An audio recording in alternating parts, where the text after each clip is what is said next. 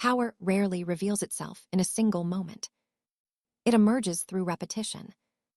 One decision means little. One victory proves nothing. But the same pattern, repeated again and again, becomes structure. This is where hegemony begins. In game theory, a repeated game is not about winning once. It is about shaping expectations over time. When interactions repeat, memory enters the system. So does reputation. And reputation is power. In a one-off encounter, deception can be profitable. In a repeated game, deception becomes costly. Those who expect to meet again behave differently. Empires understand this instinctively. They do not rely on single acts of dominance. They rely on predictability. The message is not, "We will punish you once." The message is, "This will happen every time." Repeated games transform raw force into authority. When outcomes become predictable, resistance recalculates. People stop asking, "Can we win?" They start asking, "Is it worth trying?" That shift is the birth of hegemony. Hegemony is not control through constant coercion.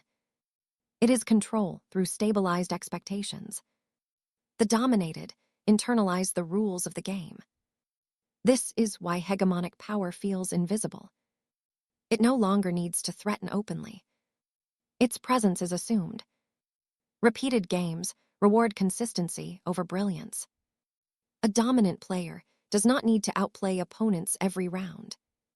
They only need to enforce a pattern. Punish defection. Reward compliance. Repeat. Over time, behavior converges. In international politics, this logic is everywhere. Sanctions are rarely decisive in isolation. Their power lies in repetition. Military alliances are not about single wars. They are about long-term signaling. Even diplomacy functions as a repeated game of trust and retaliation. States remember. Markets remember. Institutions remember. And those with the longest memory often win. Hegemony thrives in environments where exit is costly. If actors cannot easily leave the system, repetition becomes inevitable. And inevitability breeds conformity. This is why global systems, trade regimes, financial institutions, security architectures are so powerful. They are not violent. They are repetitive. The same rules. The same procedures. The same consequences. Again and again. Over time, alternatives fade. Repeated games also explain why challengers struggle. Breaking hegemony requires enduring punishment across multiple rounds. Not just once. Most challengers fail not because they are weak, but because they are impatient. They expect immediate results in systems designed to exhaust them. Hegemony weaponizes time. It knows that outrage burns faster than institutions. This is why dominant powers often provoke overreaction. They understand that emotional responses shorten strategic horizons. The hegemon stays calm. The challenger escalates. The system favors the one who can wait. Repeated games also reshape morality. Actions are judged not by intention, but by pattern. One betrayal might be forgiven. Repeated betrayal defines character. Power structures operate the same way. They are less concerned with single violations than with behavioral trends. This creates a chilling effect. People adjust not because they believe, but because they anticipate. Anticipation is the most efficient form of control. You do not need to be watched constantly if you expect consequences. This is why hegemonic systems invest heavily in precedent. Precedent is memory institutionalized. Courts rely on it. Markets rely on it. Politics relies on it. Once a precedent is set, future actions are constrained. The past governs the present. Repeated games also explain why hegemony often survives moral failure. A dominant power can lose credibility temporarily and still remain dominant. because alternatives lack repetition. A challenger may appear morally superior once, but without sustained capacity, that moment fades.